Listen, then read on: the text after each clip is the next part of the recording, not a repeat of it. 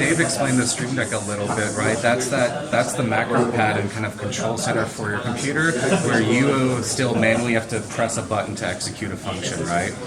And with AI models, it's great that you can chat with them and you can talk with them today, but mostly they'll just respond with text and they can't really perform stuff on the computer yet, right? They can't really take action on your computer.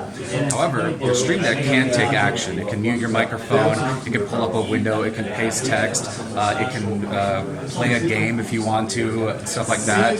So we were thinking, well, okay, we have this tool here that has over 400 integrations with different things like NVIDIA, OBS Studio, like the world's most popular broadcast software, Twitch, Spotify, etc. How can we link that up with these AI models to give them the ability to actually do something on your system? And so we're using a technology called MCP here, whereby basically Stream Deck tells the AI model, hey, you have the capabilities to do X, Y, and Z, and then the AI model can choose how to execute that. So I've got that set up here. So for example, what I can ask it now, and this is running through Google's Gemini, through voice, I can tell it to unmute Spotify and Star Citizen.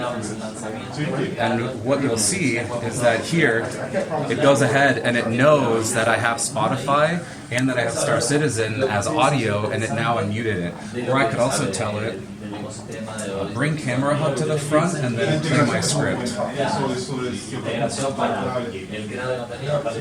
And so what it'll do is it'll actually, you can see there, it started playing the script, and then our Camera Hub software, it's actually already open, it's in the background here, that's why it didn't pop up, but what would happen is it would pop up. Or if I'm playing a game, I can also then perform in-game actions. And so what's happening here is that the AI model is communicating with our Stream Deck software. How would you do that?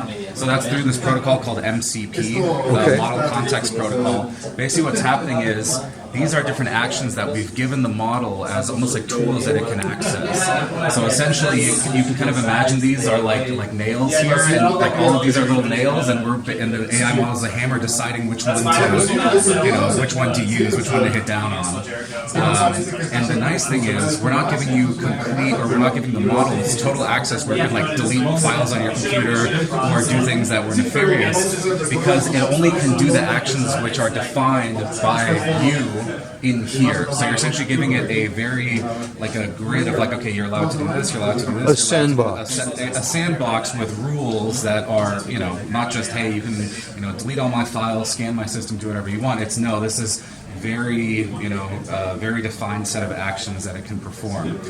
Now the latency that you're seeing here is because the processing is actually being done over the internet and then it comes back. So now can this eventually be done through local models? Yes, and so that's where this is a prototype, proof of concept, and that's where, we obviously here our story is on-device, local compute, privacy focused, and so that's kind of the next iteration of this. Will be taking it and processing it right on your machine, right here for that instant response, there's no delay or anything like that.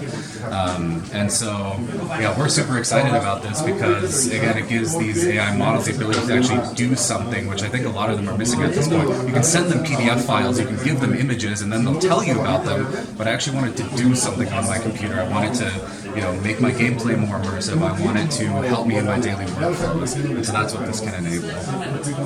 Fantastic. Yeah.